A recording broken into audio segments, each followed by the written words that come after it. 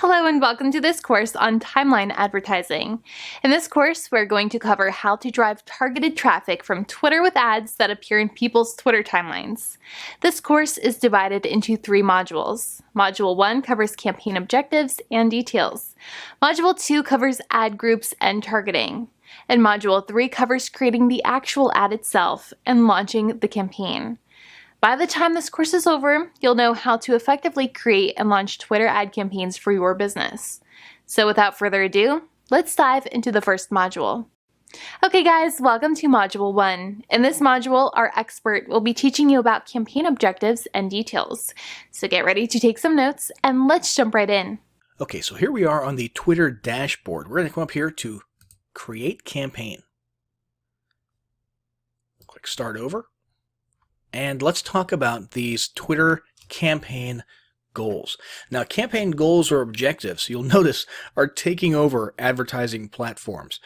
Google, AdWords, Facebook, and a bunch of other ones have chosen to create this step in their ad creation process where you can choose common campaign objectives and then those guide you with hints and tailorizations throughout the ad creation process. We've already seen that with a few of the other big ones. Now we're seeing it with Twitter. And overall, I think it's definitely a good thing, certainly more user-friendly. If you've been doing some of these on your own sort of ad hoc in the past, then you'll probably notice it's a little bit different now. So let's talk about app installs first. App installs is pretty simple. If you have a mobile app, if that's your business and you want to get more people to install it on their phone, literally click a link on Twitter and then that takes them to the App Store for your respective, OS, and then install your app. This is what you're going for. This is your campaign objective. The next one is followers. Now, it says on and off Twitter here, but obviously what we're talking about is gauging your campaign success by the number of people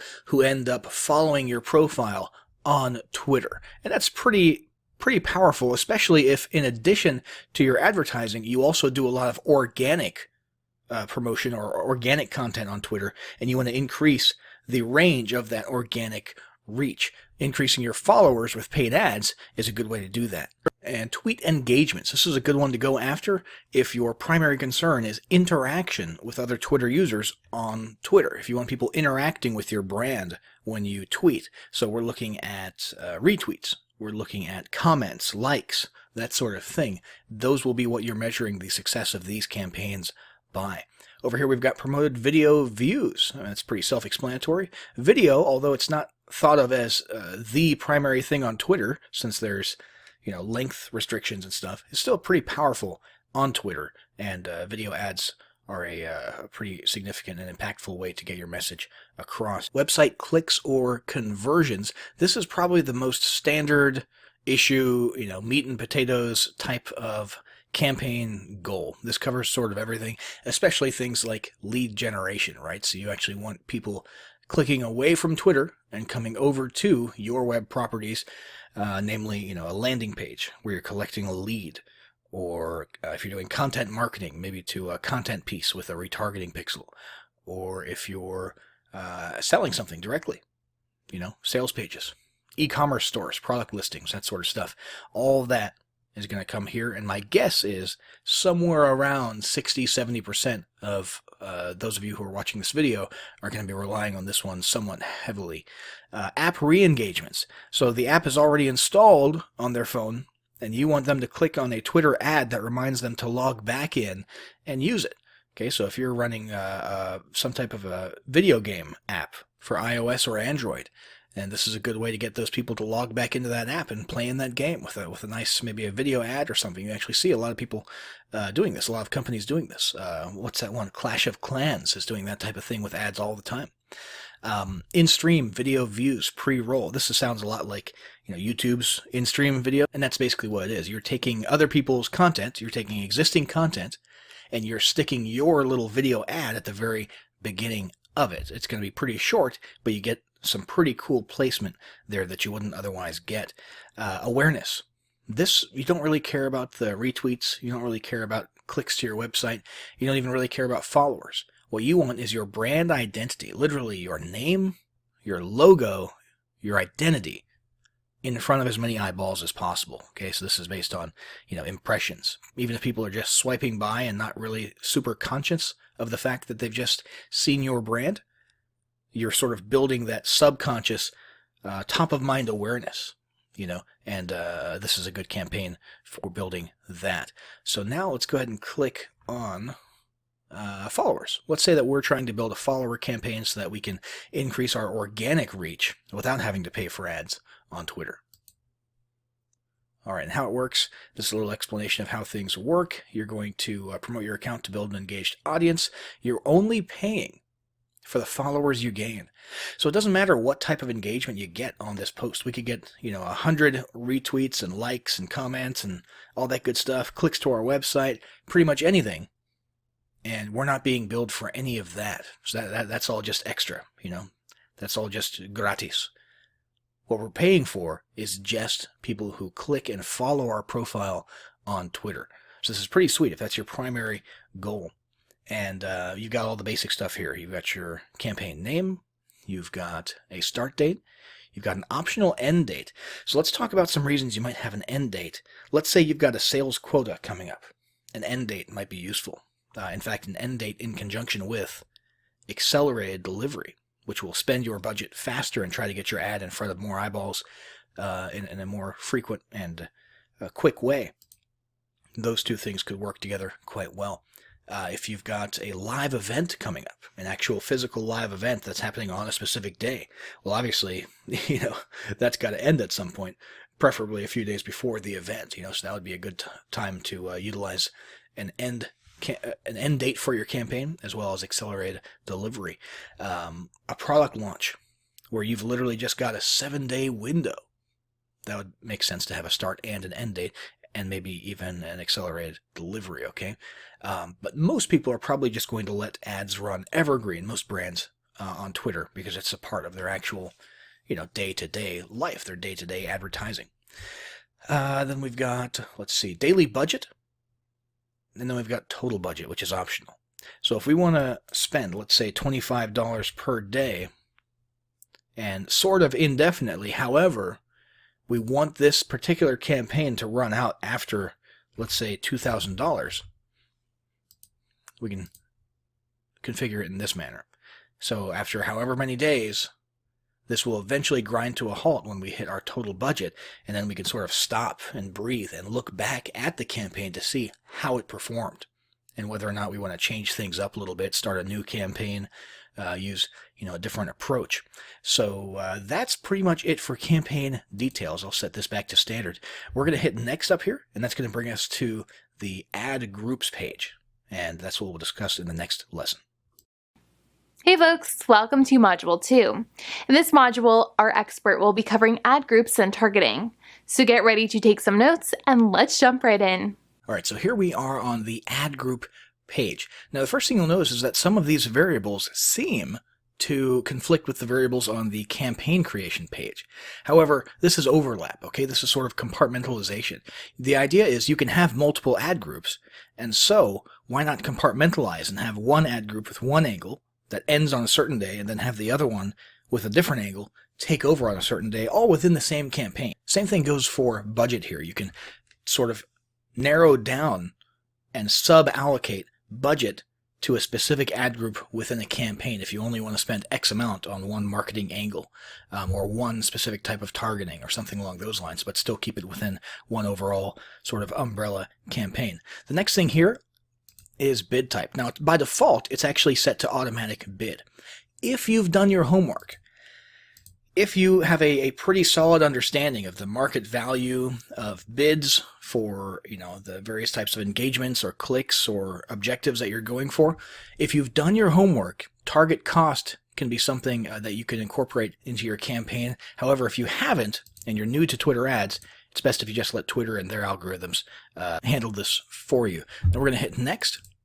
This will bring us to our audience page. This is where the magic happens. So our audience page, the first option that you have is if you already have existing audiences, saved audiences. For example, let's say you've got retargeting pixels out there, and you've got Twitter maintaining a list of people who are interacting with your content on the web. you could actually incorporate these right here. We're not going to do that. Demographics.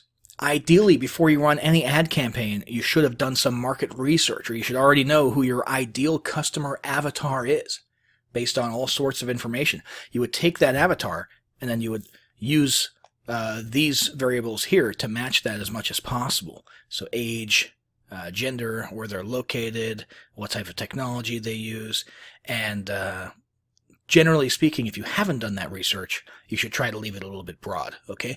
So unless you know that your product is going to be more marketable to females, either because of common sense, if it's a female-related product, or you've got market research specifically, that where you actually did the studying, you hit the books, and you found out that males are more likely to buy product X than females.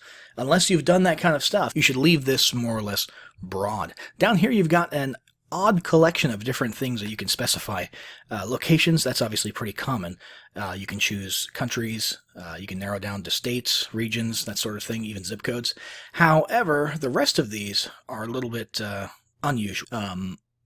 Operating system version is something that you can target by if you only want people using this or that operating system. Same thing for device models. That's pretty specific. Platforms that they're using. Languages, that's not super special. We see that type of thing all the time. And even carriers. They're mobile carriers.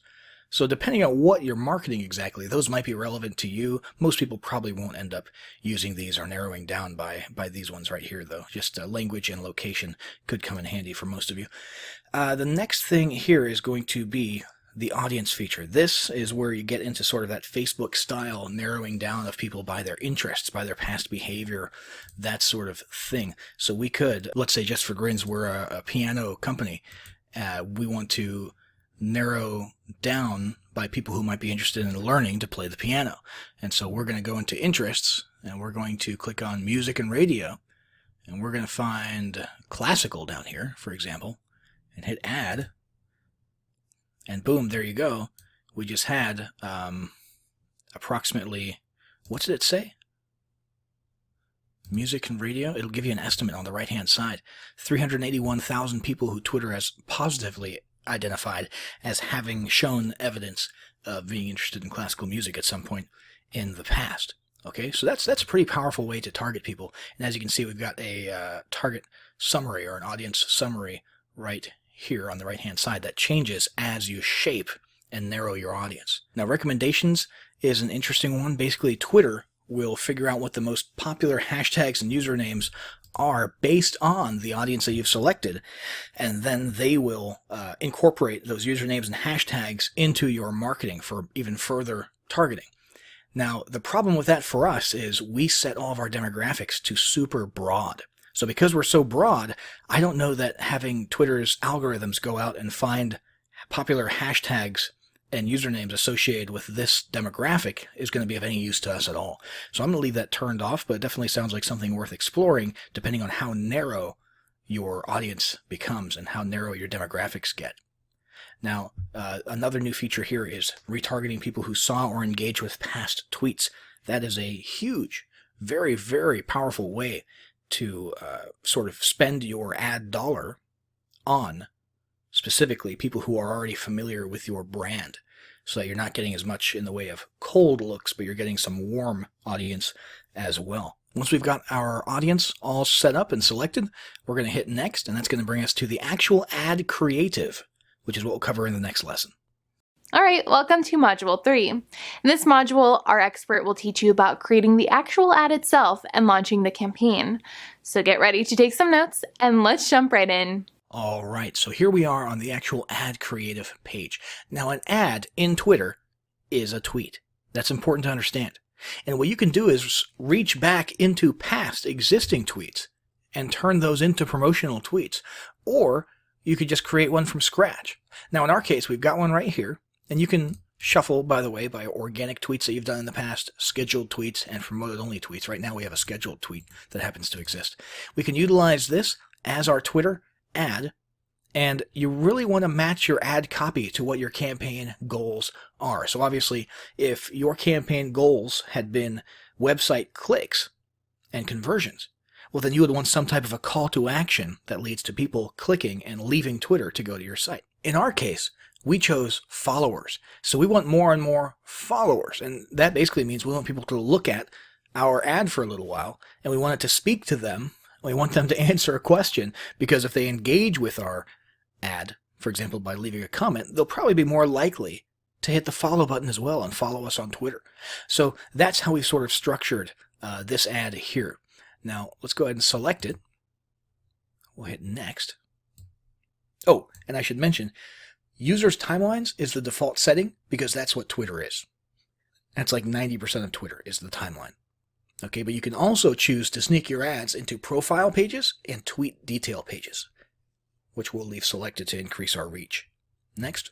All right, so here we are. We can review the details of our campaign and ad group and our audience targeting one final time. We've got our date, we've got our budget, we've got our pacing, we've got our ad group, we've got our audience right here, we've got our placement that we chose, and right here is our actual ad, okay? So a compelling image that sort of pops out, plus a question. Our favorite song to play during piano lessons was such and such. What was yours? All right, so hopefully we'll actually get some comments, some answers, and people choosing to follow us on Twitter so we can increase our organic reach. And that is pretty much the only reason that we're running this ad. That's our campaign goal. We would hit launch campaign. And there you go. Now, once your campaign is published, you're going to want to regularly monitor these stats right here. Okay?